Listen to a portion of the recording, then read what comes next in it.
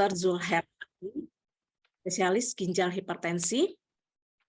Adapun izinkan perkenankan saya untuk membacakan CV beliau terlebih dahulu.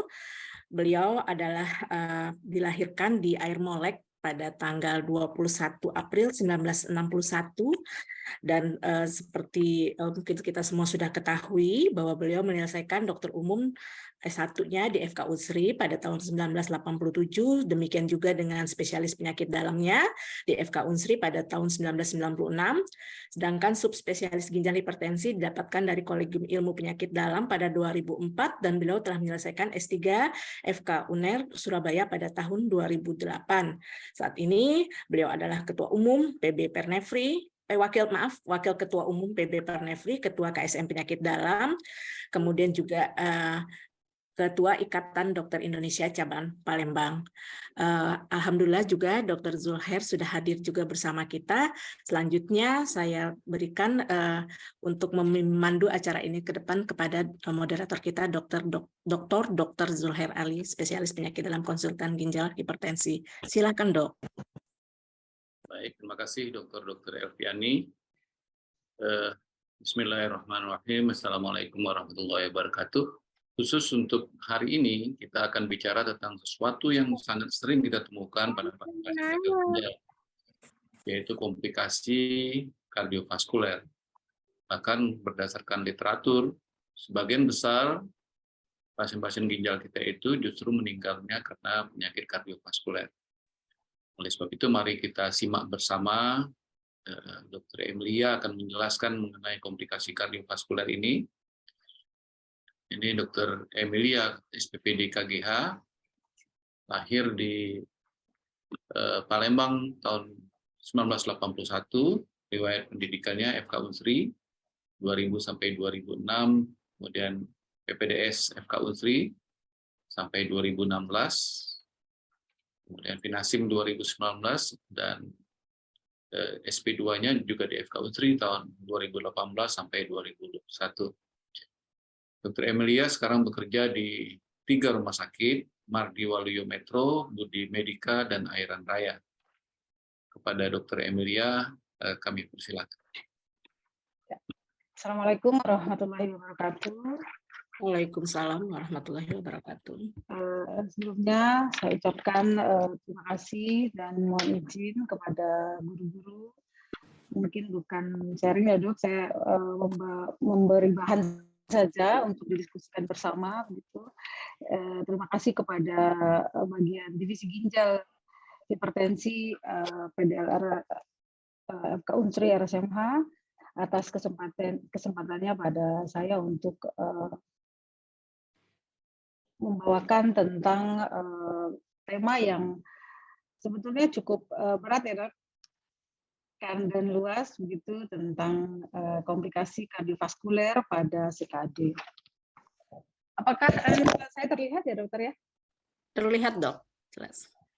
Ya.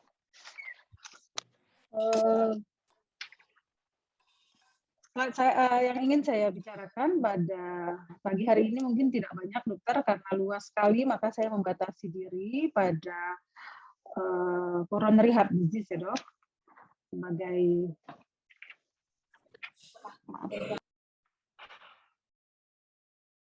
pembukaan.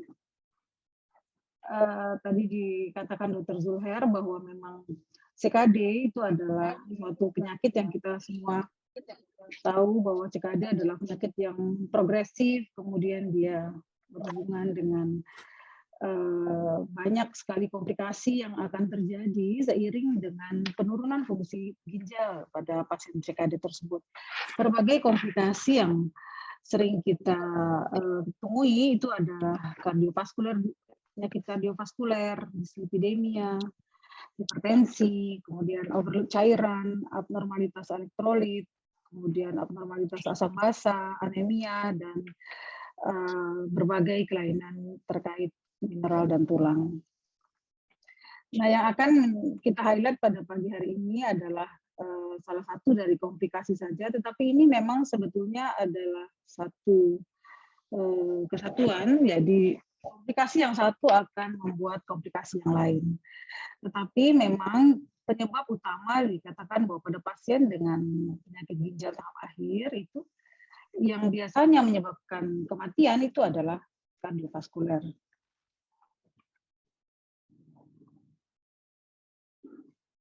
Ini berdasarkan data laporan dari NKF Kanopi. Seperti tadi dikatakan bahwa penyebab utama kematian adalah penyakit kardiovaskuler, di mana yang paling banyak ditemukan dari kardiovaskuler tersebut. Jadi komplikasi kardiovaskuler itu ada banyak, tapi yang paling sering dikatakan sampai 41% itu adalah coronary heart disease atau penyakit jantung koroner. Walaupun di sumber lain disebutkan bahwa yang membunuh biasanya adalah aritmia. Kemudian data, tadi adalah data yang agak lama, ya tahun 99, tapi ini saya dapatkan data dari tahun 2020, yaitu dari USRDS atau ini seperti IRR-nya Amerika, tetapi ini yang lebih sering dipakai untuk setiap kondisi-kondisi nefrologi, kita pakai data USRDS. Pada tahun 2020 dilaporkan bahwa prevalensi dari coronary heart disease tadi, kalau tadi di tahun 99 dibilang masih di 41%, maka ini pada pasien CKD ini terutama ESKD, yaitu pasien-pasien CKD yang sudah mengalami terapi pengganti ginjal, dikatakan bahwa CHD itu sampai dengan 44% pada pasien HD dan 36% pada pasien PD. Yang komplikasi kardiovaskuler tersering kedua itu adalah angin, yaitu 15% pada pasien HD dan 13% pada pasien PD. Dengan mortalitas rate-nya sampai 165 per 1000 patient years pada pasien HD dan 132 per 1000 patient years pada pasien PD.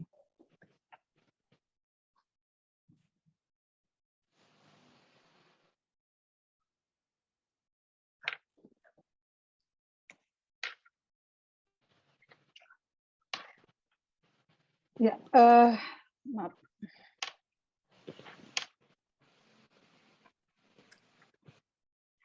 Ini dari grafik ini kita lihat betul-betul potensi masalahnya itu terlihat sekali bahwa dikatakan bahwa pada pasien dengan yang menjalani dialisis, insiden kardiovaskuler itu sangat sering dengan di mana dibilang mortalitas pada pasien 30 tahun pada pasien 30 tahun tetapi menjalani dialisis itu mortality rate-nya atau tingkat kematiannya itu setara dengan pasien yang tidak mengalami dialisis pada general, pada populasi umum itu dengan 80 tahun. Jadi pasien 30 tahun kalau dia CKD, tingkat kematiannya hampir sama dengan populasi umum yang berusia 80 tahun.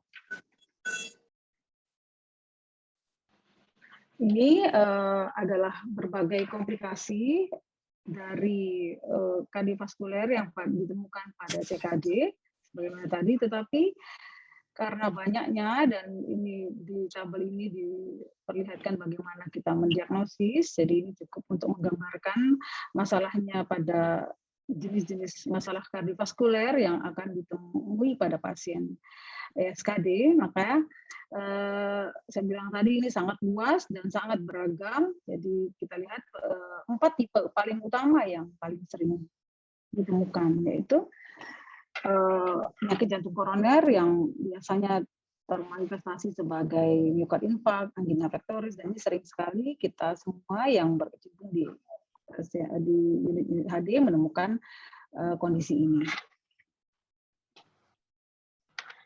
Ya, mungkin saya akan agak lama di slide ini karena sebetulnya ini adalah tema utama dari rasanya yang ingin saya bawa untuk kita diskusikan pada pagi hari ini. Jadi faktor risiko kardiovaskuler pada pasien CKD itu memang sebagaimana kita semua sering dengar bahwa memang kan ada faktor risiko tradisional sebagaimana kardiovaskuler pada umumnya. Dan ada faktor risiko yang unik terhadap kondisi CKD. Pada faktor risiko tradisional sebagaimana kita sering dengar yaitu adalah usia, jenis kelamin laki-laki, hipertensi, merokok, ada hipertrofi ventrikel kiri, diabetes, dan dislipidemia secara umum. Nah, ini pada populasi umum. Sedangkan pada pasien CKD sendiri, ini CKD yang tidak HD maupun CKD yang sudah menjalani terapi pengganti ginjal juga lebih banyak lagi. Jadi kita lihat pada dalam hal ini saya langsung membawakan juga sekalian dengan CKD yang sudah menjalani terapi pengganti ginjal, mau itu HD atau PD ataupun transplant. Jadi yang sering kita lihat adalah adanya aktivasi simpatetik karena terkait ini adalah penyakit CKD, sering pasiennya juga chronic illness begitu menyebabkan terjadinya aktivasi dari simpatetik yang lumayan kompleks karena terkait juga dengan yang sering dibicarakan itu tentang RAA sistem, itu juga semua akan bermuara kepada suatu aktivasi simpatik. Kemudian ada kondisi yang mungkin ini relatif jarang dibicarakan tentang adanya gangguan tiroid, adanya gangguan hipotalamus pituitari tiroid, HPT aksis pada CKD, karena salah satu fungsi ginjal juga adalah mengekspresikan berbagai jenis hormon. Kemudian CKD juga merupakan penyakit kronik yang memerlukan peran tiroid di situ, maka ini sebenarnya underdiagnosed saja kondisi subclinical hypothyroid pada pasien CKD. Ini uremic bone disease atau istilah lama itu dibilang renal osteodystrophy, tetapi sekarang dia semua dimasukkan ke dalam istilah baru yaitu CKD dan itu juga terkait dengan kondisi vascular calcification tadi. Kemudian adanya volume overload. Volume overload pada pasien CKD. Jadi pasien CKD kita semua teman-teman di sini semua sering tentu yang pasien tiba-tiba apalagi yang teman-teman sejawat perawat dari unit dialisis, pasien datang dengan bengkak, kemudian ditarik, kemudian datang lagi bengkak, itu pasien sering dalam kondisi gangguan cairan dan itu sebetulnya ada istilah yang namanya fluid toxicity, tetapi itu memerlukan mungkin perlu sesi sendiri lagi tentang itu. Namun yang harus kita ingat bahwa kondisi overload volume ini juga adalah risiko terhadap kardiovaskuler karena dicari banyak, nambah lagi itu ada pasien terus dalam kondisi naik turun menyebabkan terjadinya myocardial stunning istilahnya atau seperti pingsan otot-otot jantungnya. Kemudian yang berikut itu adalah kondisi malnutrisi. Juga kondisi malnutrisi adalah faktor risiko yang unik pada pasien CKD, tapi juga pada malnutrisi pada umumnya juga merupakan faktor risiko kardiovaskuler. Yang berikutnya itu adalah adanya resistensi insulin. Ini juga sering baik karena kan sebagian besar pasien CKD kita adalah pasien komplikasi akibat diabetes di mana terjadi resistensi insulin ataupun kondisi uremia juga bisa menyebabkan terjadinya resistensi insulin. Kemudian yang banyak diangkat akhir-akhir ini juga adalah tentang gut mikrobiota juga terkait resistensi insulin. Kemudian uremic toxin. Nah, pasien gagal ginjal kan memang seringkali datang dengan kondisi uremia atau berbagai jenis toksin yang menyebabkan terjadinya kardiovaskuler komplikasi.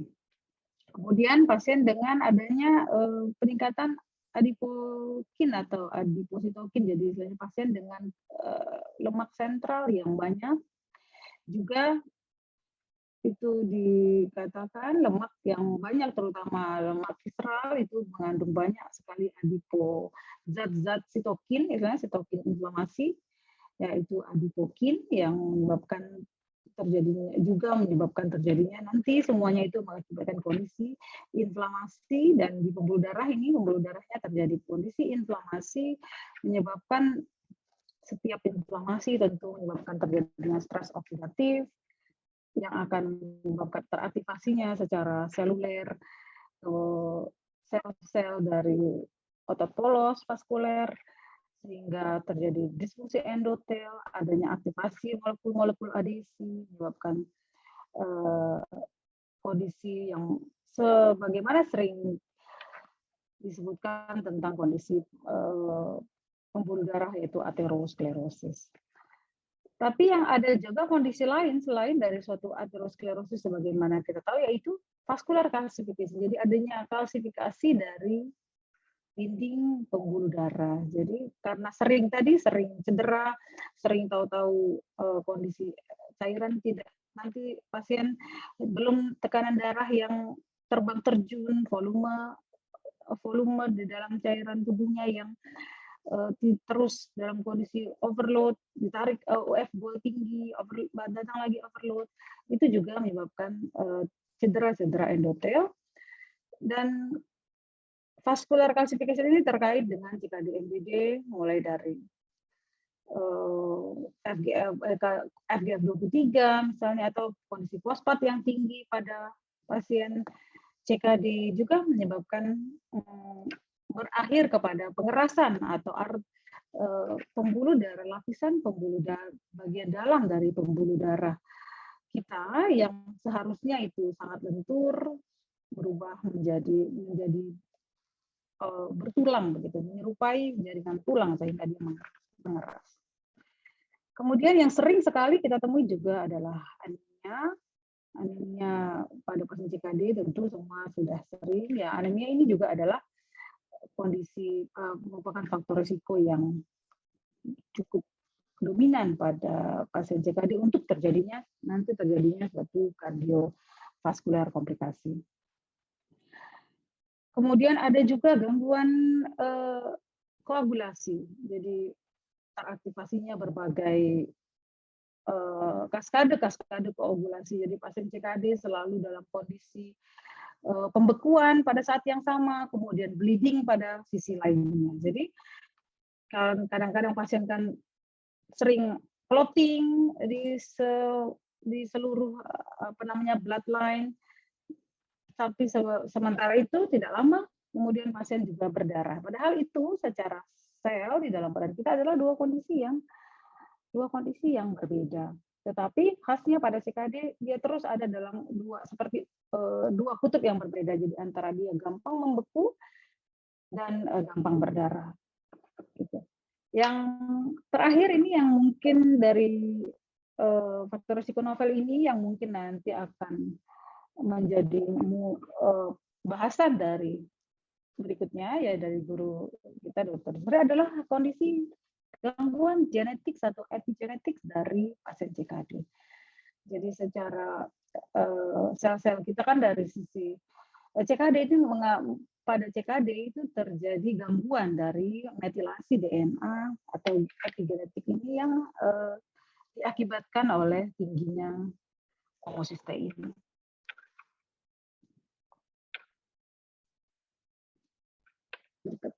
Nah, dikatakan bahwa pada pasien CKD yang stadium awal, stadium 2, 3, itu faktor risiko yang lebih dominan untuk suatu kardiovaskular komplikasi itu adalah faktor risiko tradisional tadi, yaitu hipertensi, DM, LVH, usia, laki-laki. Gitu. Pada stadium 4, dia tradisional sudah mulai ditemani oleh novel tadi, faktor risiko unik yang ada di CKD, yaitu mulai mungkin di sini ada uremic toxin, kemudian tadi pasien kalau stadium 4 lah sudah mulai ada anemi yang sudah mulai muncul begitu, dan berbagai faktor risiko yang tadi saya sebutkan. Sementara pada pasien dengan HD Yang lebih dominan itu adalah novel tadi, faktor risiko yang unik terhadap CKD tadi. Itu di sini nanti ada akibat tadi volume cairan yang tidak selalu dalam kondisi up and down tadi. Dibilang kondisi kardiovaskular event bahkan dikatakan lebih bisa sangat tinggi terjadi pada minggu pertama HD. Mungkin ini diduga apakah prosedur dialisis itu sendiri yang mungkin men-trigger kondisi CV event ini. Walaupun saya bilang dengan adanya CKD-MBD tadi, mayoritas dari peningkatan risiko itu mungkin sebetulnya tidak sebagaimana yang kita ketahui selama ini, yaitu dengan atherosclerotic process. Jadi dia lebih terkait dengan CKD-MBD. Jadi CKD-MBD itu non-atherosclerotic patologinya. Bilang bahwa pada ESRD tadi yang betul-betul membunuh adalah aritmia. Mungkin ini saya masukkan, maaf ini tidak sangat kecil sekali. Ini adalah rangkuman. Apakah, maaf Dr. Elvi, ini terlihat tidak ya? Ini adalah berbagai, agak kecil, nggak bisa dibesarkan ya dok? Iya, ini saya rangkum karena supaya bisa dalam satu slide. Ini adalah berbagai, kalau kita bicara kardiovaskuler kan kita bicara tentang skor-skor ya biasanya, skor-skor. Jadi ini kalau pada populasi umum yang sangat akrab di kita semua ini adalah Framingham, ini adalah perjalanan kardiovaskuler skornya mulai dari Framingham pada tahun 2000. Ini bisa terlihat nggak ya? Ini lebih terlihat kah? Ya, iya, ini adalah resiko Framingham, skor Framingham tahun 98 sampai dengan ada 10 paling tidak berbagai modalitas kita untuk menilai itu. Tetapi ini sampai yang terbaru 2016 dengan China Paris.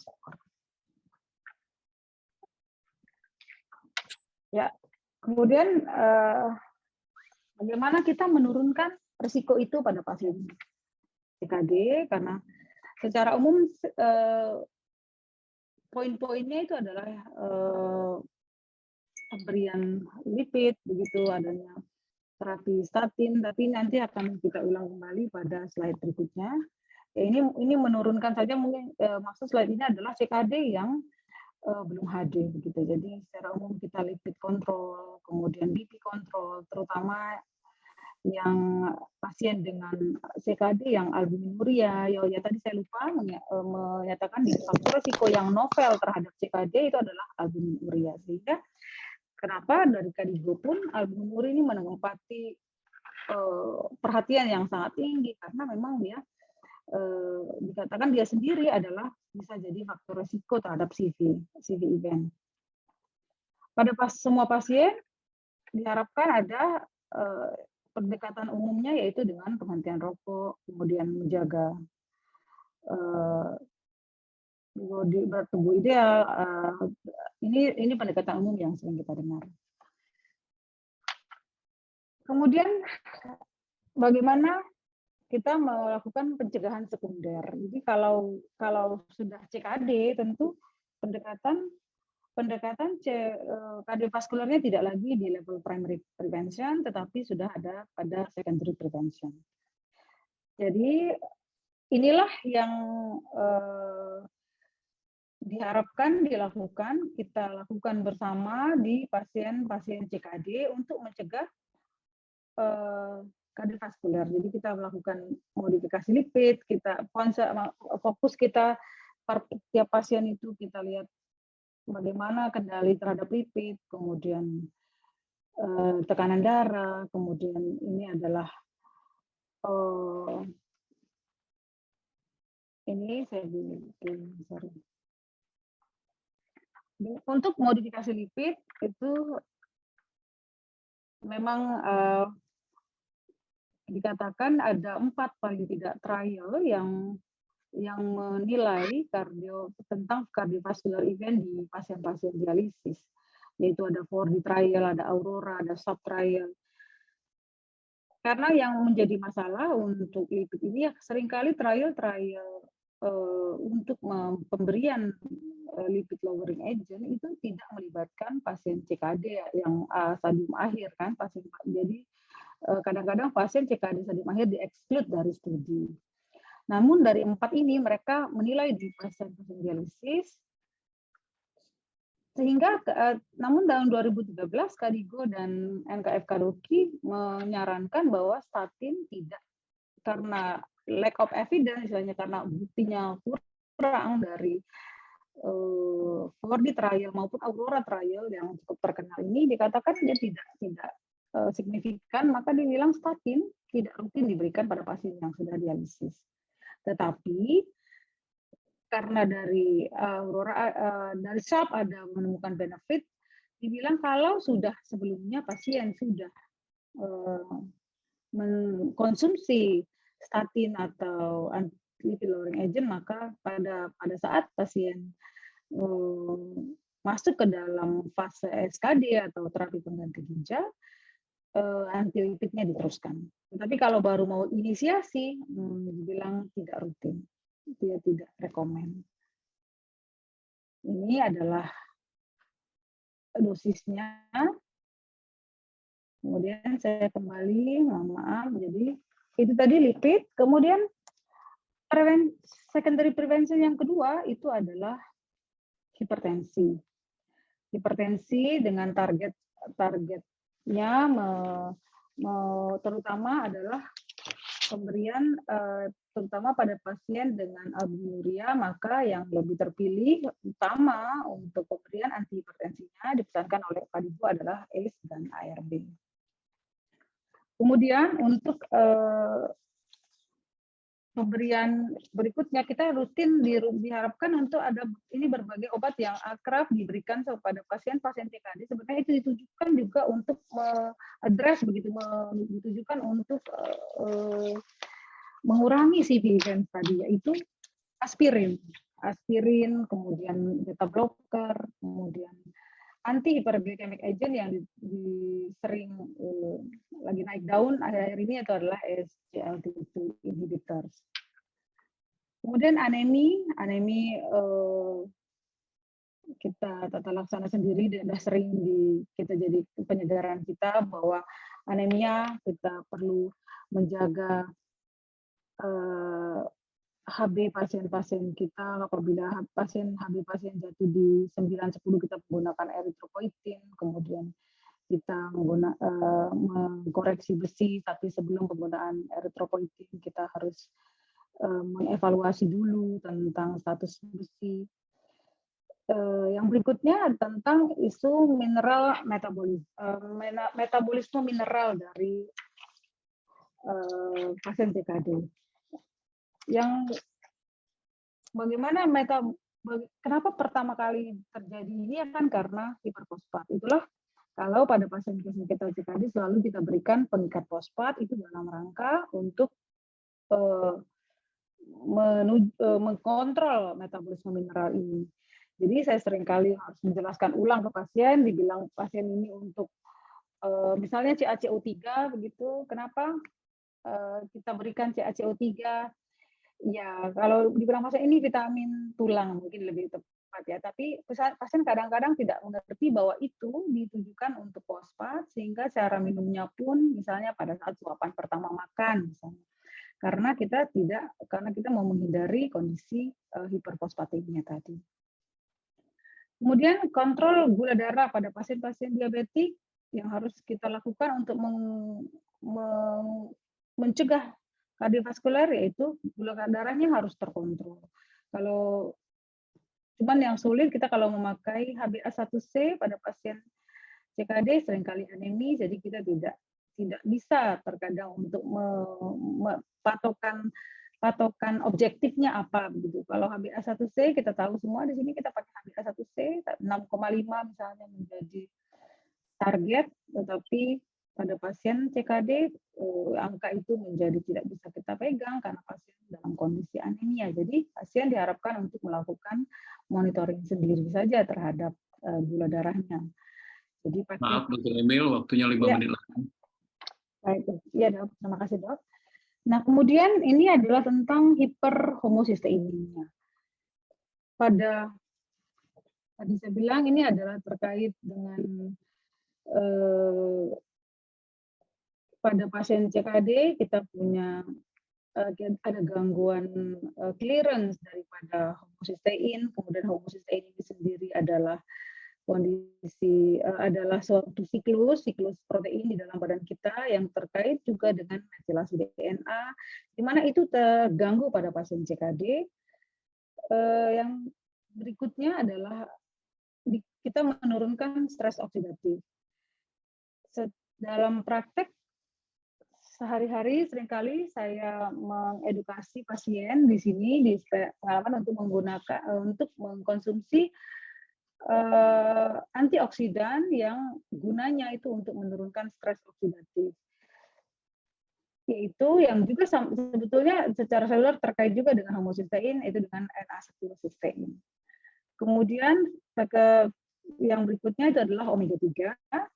Omega 3 di dalam sumber yang saya dapatkan ini dikatakan itu dia dapat suplementasinya dapat mengurangi mortalitas kardiak. Walaupun ini mungkin memerlukan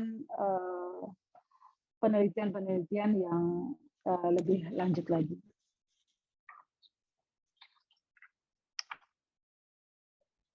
Prevensi yang terakhir dan yang tentu saja tidak bisa kita tinggalkan adalah adanya perubahan therapeutic lifestyle. Jadi ini bukan lifestyle modification sebagaimana prevensi primer, tetapi dia betul-betul yang sifatnya changes, bukan modification lagi. Jadi dia pasien harus kita harus edukasi ke pasien untuk melakukan perubahan terapeutik gaya hidup tadi, yaitu dengan banyak bergerak, misalnya dengan olahraga, atau bisa dijadikan suatu kegiatan rutin yang menyenangkan di unit-unit HD. Misalnya pasien-pasien yang sementara HD kita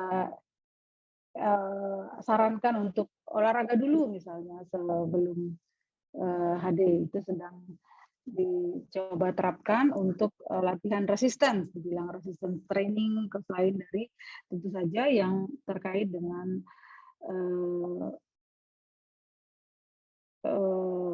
merokok tentu tidak boleh lagi, tapi rata-rata tidak ada lagi pasien CKD yang kita temui yang masih merokok ya.